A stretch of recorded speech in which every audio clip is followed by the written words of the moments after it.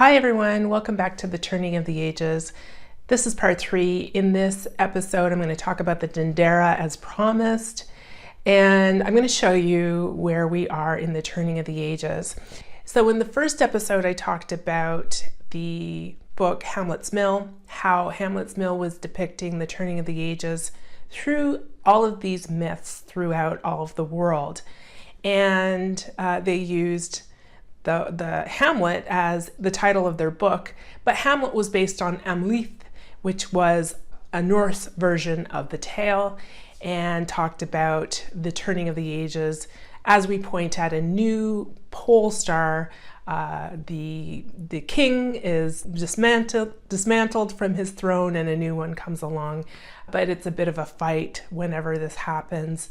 And so these myths are depicting this little fight. And so what does the pole star tell us about the age that we are in? In part 2, I talked about Tychosium, which is our pole star right now, and its nature, how it's been depicted in astrology, and what some of the other pole stars mean in astrology, and what they could say about a different age as we point at those different pole stars. And I also talked about where we are now, pointing at Tychosium, which is Polaris, and the fact that that is in Gemini, which is right in the Milky Way area of our solar system, and that we have to go back to a model like the Tychos, because the Tychos slows down our orbit and gives Earth an actual orbit that actually depicts the ages and has us moving through the Milky Way regions of Gemini and Sagittarius, which is of the opposite end, only twice within the entire cycle. And this would help to explain the cyclical disasters, the 2 times that we have disasters as we move through this transitional period, one by fire and one by water, as Plato described. And so now what we're going to do in this episode is we're going to look at the Dendera. I have a part 4 that's coming up. In part 4, I'm going to talk about Saturn and Jupiter. Saturn is our time lord, and Saturn and Jupiter cycles tell us about how to measure time. So stay tuned for that in the next 4th part of this. In this one, the Dendera.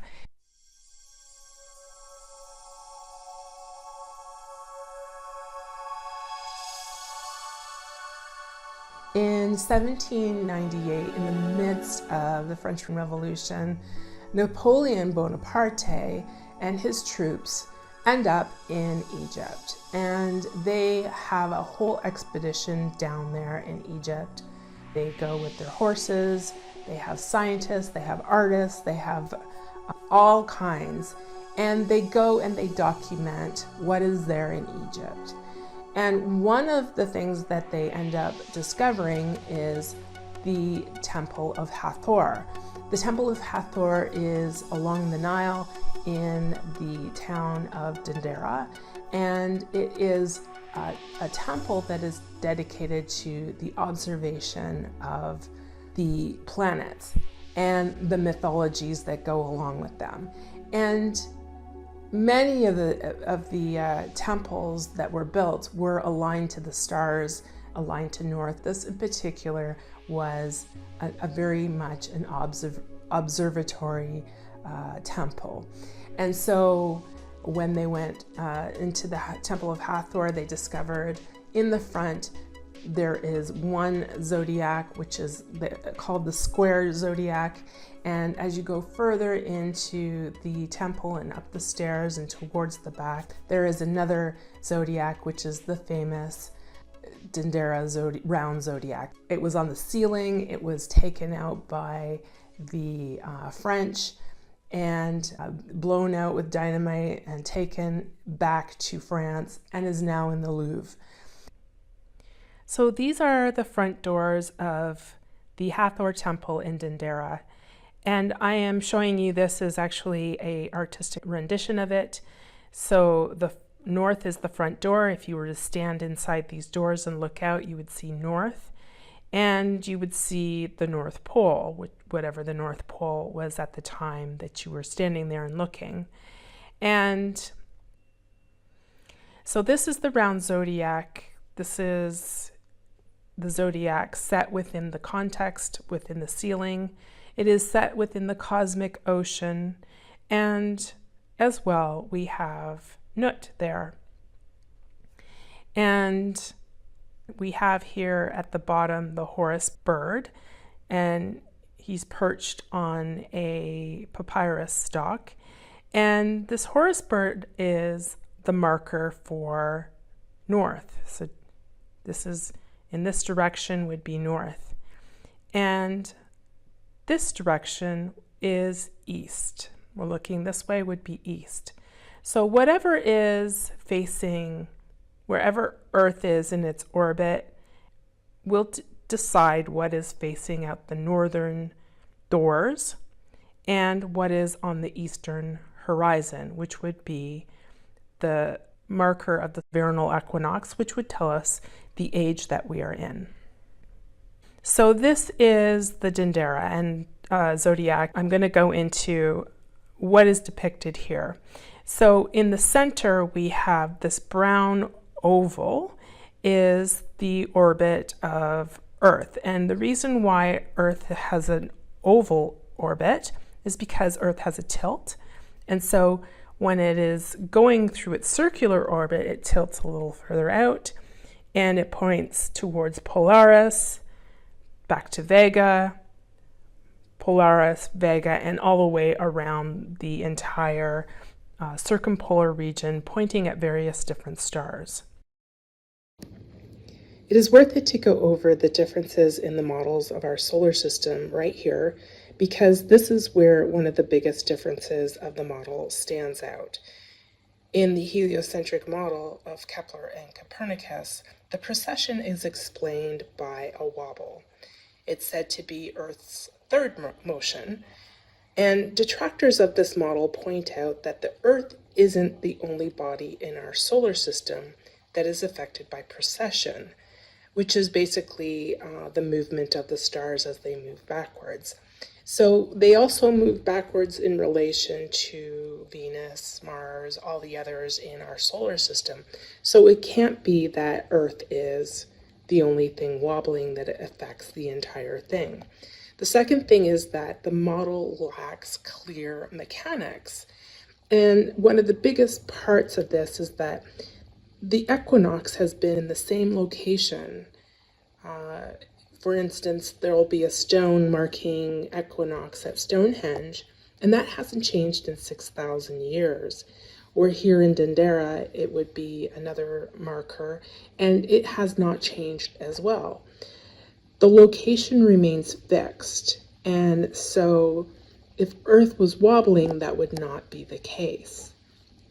So people like Walter Cruttenden, I hope I've said his name correctly, he's from the Binary Star Institute, think that the reason that we are not doing these, that we're not in a wobble, is because we are in a binary star relationship with another star like Sirius.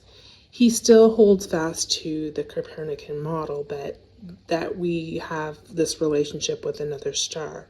We're saying in the Tychos model that the Sun is in a binary star relationship with Mars, and that Earth has a much slower orbit that represents that 25,000 year plus years of precession.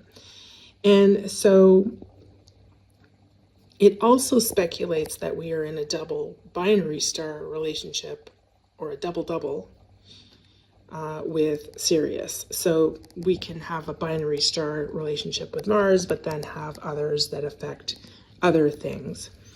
So the Tychos model not only keeps the location of the equinox fixed, it also allows for us to move through the Milky Way region only twice in its long cycle.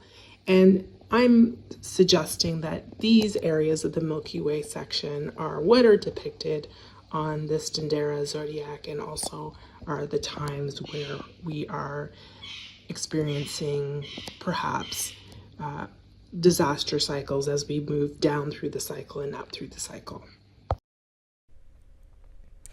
So Earth's direction is in the direction of this blue arrow. It moves in this direction.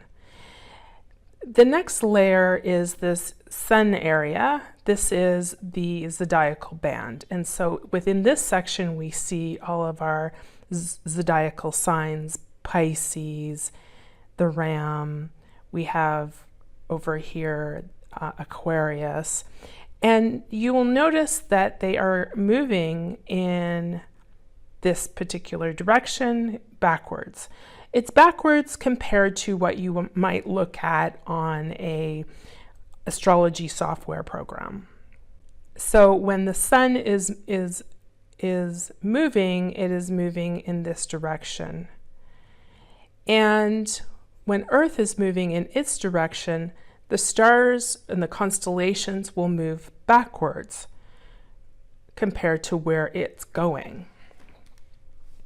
Now, the other thing that I need to show you here is this purple arrow, and this is depicting the direction of Sirius. In Mesopotamia, Sirius was the bow and arrow, or the arrow here. In Egypt, it's the star between the horns of the cow, and we have both here. So it is difficult to tell which one is meant to depict which. They might be depicting different ages. But Sirius moves in the same direction as our Earth. And so while the stars are moving backwards, Sirius moves in the similar direction. And this is the reason why they use the Sothic calendar. The Sothic calendar was used for over 3,000 years. It would rise and tell them where they were within the Sothic cycle and orient them to the calendar. That is a very complicated calendar, so I won't go into it here, but the Sothic calendar kept them on the mark for over 3,000 years. It is said to be we are in a binary star relationship with Mars. The Sun and Mars are binary in the Tychos model, and in a double binary relationship with Sirius. That's not confirmed, but it's highly likely based on how this movement happens. On the outer edge are the decans, and there are 36 decans, and they depict the different weeks of the year based on 10-day segments. So they had a 360-day year with 5 days out of time and 6 in every 4-year segments. Based on that, we can now figure out where we are. One thing I want to make clear is that this zodiac is actually depicting the end of the cycle. So right in the very center of the zodiac is the fox, or Anubis, and the tail of the fox is Carnosovia, or Polaris. So when we are here at Polaris, we are looking out the front doors pointed at Gemini. So we know that Polaris is in Gemini. And right now we're towards the end of that, coming very close to being exactly at the tail of the dog, or at Polaris. And as we look out, we see that we are on the equinox. The vernal equinox is Pisces. So when do we hit the age of Aquarius, which is over here? Well, many people believe that this starts a new age, and it does. But the end of the cycle, I believe, has nothing to do with when Aquarius starts, but has to do with when we go through the Milky Way region of the zodiac. So Gemini here is just before Orion. This is Orion, and this Orion, and on this end is one end of the Milky Way, and if we go to the other end, we are between the tail of well, between the end of Sagittarius, we see Sagittarius with the bow there, and the end of Scorpio. So it's right between there. And so these, I believe, are the 2 points in our cycle when we go through turbulent times. The end of the cycle here, I think, is depicted by the fact that right here above Libra, the signs of Libra, we have the circle with the little baby sucking the thumb. And the writers, Lockyer and so on, say that this is the beginning of the year. The beginning of the year in their world was at the winter solstice, which conflicts because we also have the beginning of the year with Sirius. But it may be the beginning of the great year. And so we go through catastrophe, perhaps it's a flood here, and then we go into a time where we have to begin again, civilization, and then we come down to here and we have another area that's sketchy. This, if we take Plato's word for it, is the time when we go through fire. And in fact, as I showed you in the last video, this is the section of the sky where a lot of cultures point to the celestial fires. So when Earth is, and I'm sorry, I couldn't get Earth to move, so I just moved the whole entire thing. So when Earth is moving in its cycle, it's going this way, the zodiac is moving in the other direction. And as it does, it is putting different things north, different constellations north, which then defines what is on the vernal equinox over here. So this zodiac can be used if you spin it around and you move things in an oval, place your Earth at different points here. You could figure out what star is here in the north and what is on the vernal equinox to know what age you're in. In 1894, the book The Dawn of Astronomy was written by Norman Lockyer, and he basically came to the same conclusion. This is a well-hidden book. It went out of print. It was completely dismissed.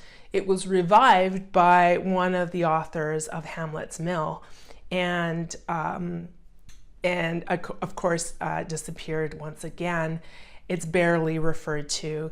And the Wikipedia entry about the Dendera being about precession refers to a book that only mentions this book, and their reference is even the wrong year.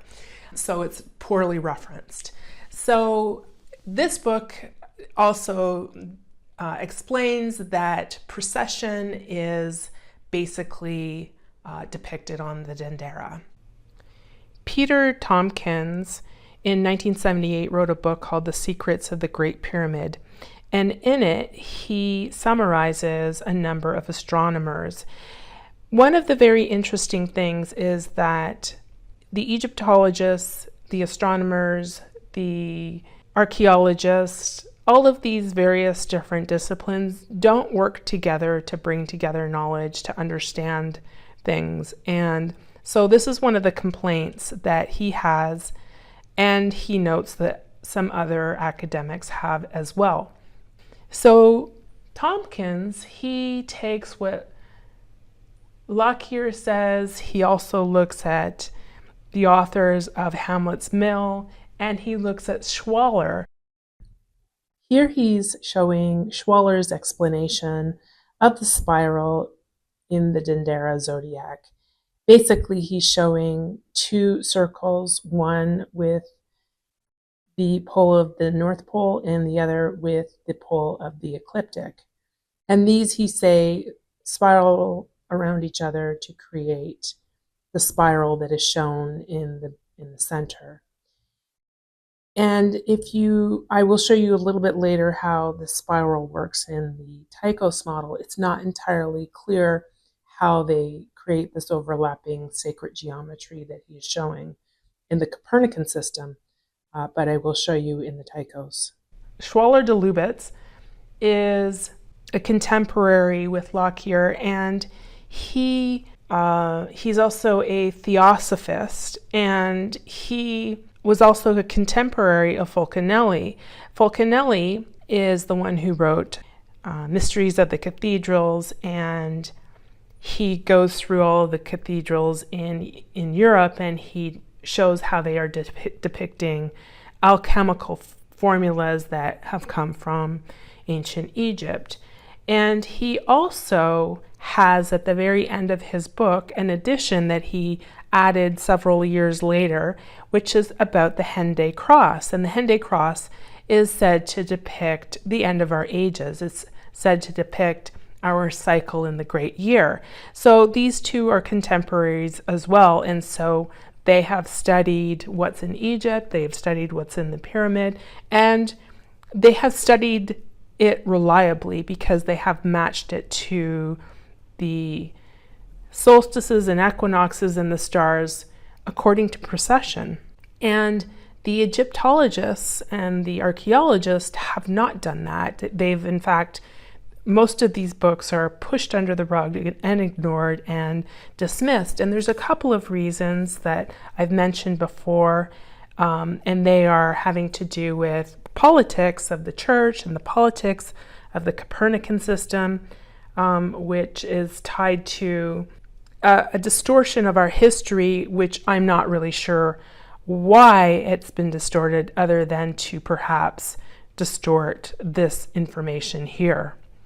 He says, and I'm going to quote, "There is no doubt in Sentinelli's mind," and Sentinelli is the one who wrote Hamlet's Mill, "that the ancient Egyptians were aware of the precession." In his preface, in the recent reprint of The Dawn of Astronomy, Sentinelli, then professor of the history of philosophy of science at MIT, remarked that when the stellar temples is oriented so accurately that it requires several reconstructions at intervals of a few centuries, which involve each time the rebuilding of its narrow alignment on a star, and when zodiacs like the Dendera are deliberately depicted in the appearance that they would have had centuries before, as if to date the changes, it is not reasonable to suppose that the Egyptians were unaware of the precession of the equinoxes. Sentinella was even more forceful in his condemnation of modern archaeological scholars who refused to accept the idea that the phenomenon of the precession was known in Egypt thousands of years before it was rediscovered by Hipparchus. In Hamlet's Mill, Sentinella accuses the scholars of having cultivated a pristine ignorance of astronomical thought, some of them actually ignorant of the precession itself. The precession was considered the basic mechanism of the universe by the Egyptians, controlling not only the astronomical phenomenon, but all human and biological development. Since the beginning of history, the spring equinox has moved through Taurus, Aries, Pisces, and almost 1/4 of a whole cycle. Sentinella points out that the Copernican system, which for us explains the precession as a wobble of the Earth axis, has stripped the phenomenon of its awesomeness. But if, as it appeared once, it was mysteriously ordained behavior of the heavenly spheres or the cosmos as a whole, then who could escape the astrological emotion? For the precession took on an overpowering significance. It became the vast impenetrable pattern of fate itself, with one world age succeeding another, and the invisible pointer of the equinox sliding along the signs, each age bringing with it the rise and fall of astral configurations and rulership with their earthly consequences. So I want to reiterate that in the Copernican model, Earth is at the center and it is wobbling. So the wobble is pointing at these different stars. So it's stationary, but yet we know it's not stationary in the Copernican model. It has an orbit. It whips around the sun. And so I really believe that it was very difficult for them to come to this conclusion inside of the Copernican model. And it is one of the reasons that you will see it reference to this Copernican model really gave them a problem, and so they mention it, that it's almost impossible to come to this conclusion using the Copernican model. And so the fact that they do is really amazing, but they're academics, so of course they can. So clearly they had two astrological systems. They had a tropical one and a sidereal one. And we tend to think that that was not the case. We think, oh, they had one system, and even the Babylonians and the Sumerians had one system, and this is actually not true at all. They worked with both systems. So let's just throw this out of our minds that only one is better than the other, because they actually work together and they give us important information when they work together. Just so you know, you can go to the Tychosium, which actually has both the sidereal and the tropical zodiacs.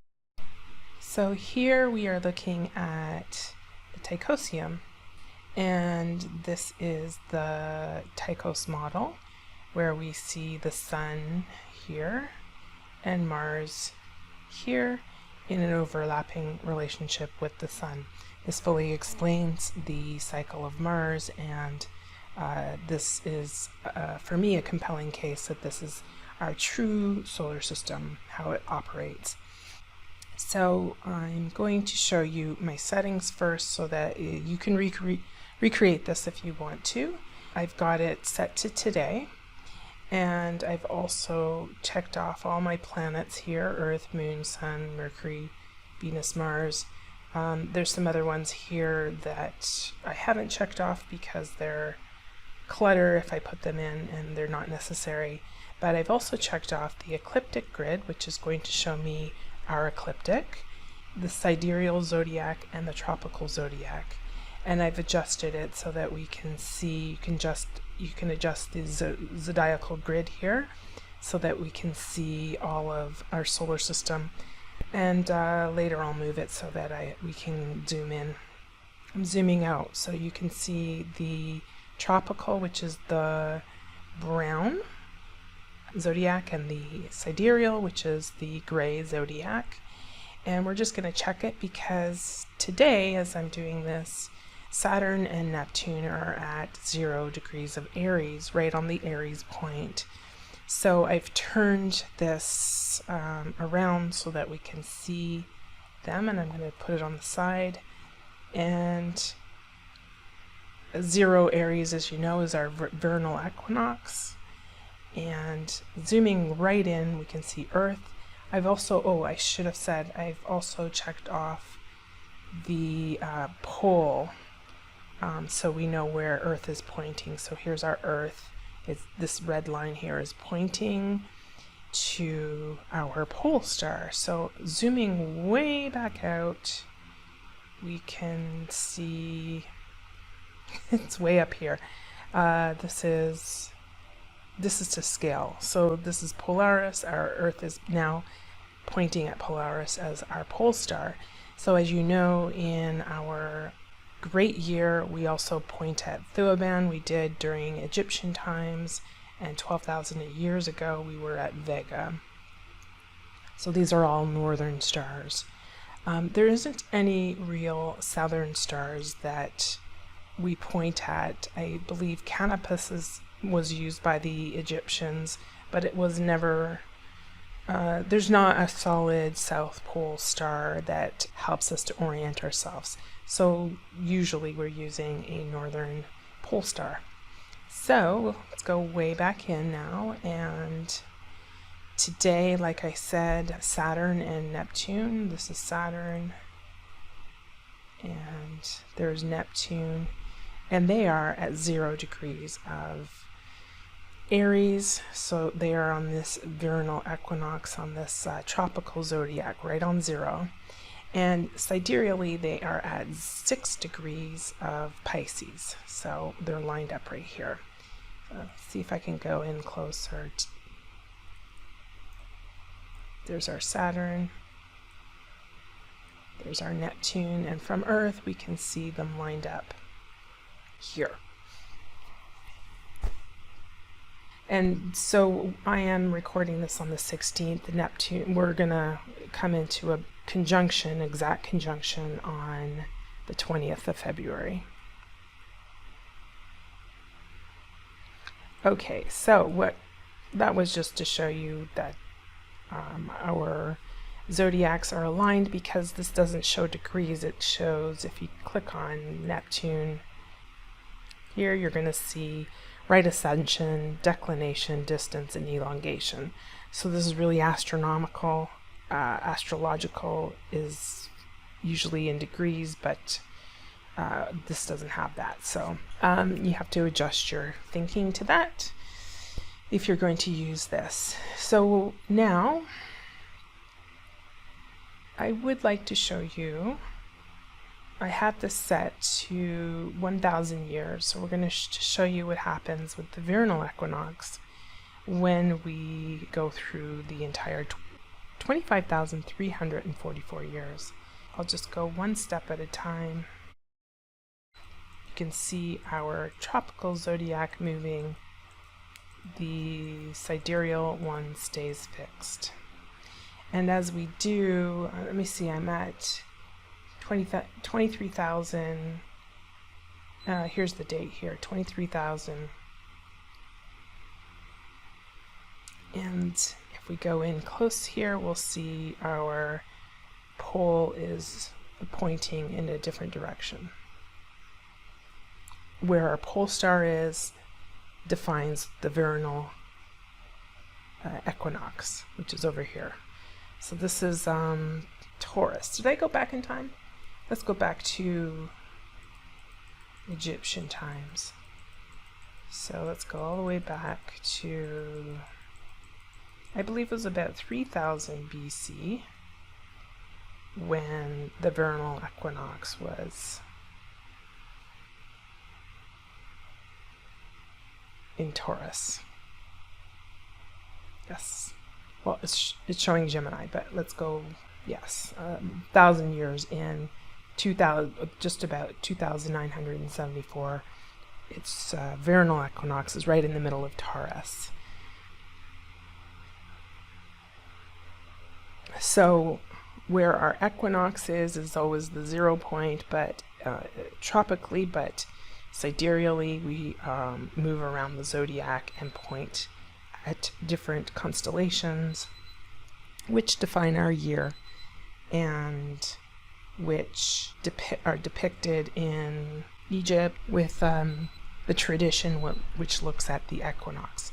But we also have a tradition that looks at the pole star.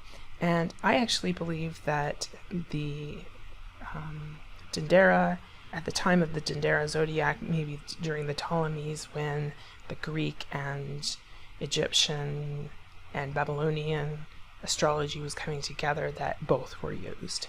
And so that is what's being depicted on the Dendera Zodiac. We see who the pole star is, and we also see what is on the equinox. I have checked off the trace on this, and I'm going in 1,000-year increments, and I'm going to show you how the sun does its spiral around the orbit as Earth moves around. And I'll zoom in a little closer so that you can see. And so you see the spiral happening. And this is exactly what they're talking about in the Dendera. And it's making an oval, not quite a circle, as it spirals around. And so when Earth is pointing towards Polaris, the oval is over on this side, and when it's pointing over here towards Vega, our orbit of the sun is over here. And so that is why it has a spiral on the Dendera, because Earth is going to move that circular orbit of the sun going through its zodiacal band to different areas of the sky. So I think we can say that the Dendera depicts both what is the North Pole star as well as what is on the equinox, the vernal equinox during any age. And I think it is telling us that even though we're not quite yet in the age of Pisces, that we are moving through the end of an age based on where the pole is pointing and going through the Milky Way region. And so I think what we can expect is that we move through that Milky Way region, and then eventually we get to the age of Aquarius, which is maybe not quite the golden age, but on the way up to the golden age. And so that is my take on the Dendera. I hope you enjoyed it. Please leave your comments, like and subscribe. Please share as well. And I will see you in the next video. Video 4 will be about Saturn and Jupiter and their cycle and how they actually pinpoint down what age we are actually in, that we can figure out from an astrology chart, basically, or an astrology software program. All right, we'll see you soon.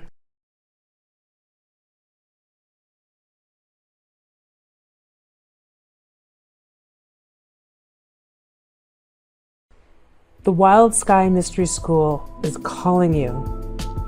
Here, astrology becomes spiritual remembering, a reunion with the land as your teacher, a meeting with the night sky as your elder, a return to the truth that the universe breathes through you. The wild sky is calling. Step beyond computers, books, and apps. Come learn astrology where it was born, under the moonless sky in Europe's elite international dark sky places. Camp, create, chart your stars, reserve your spot before the constellations change.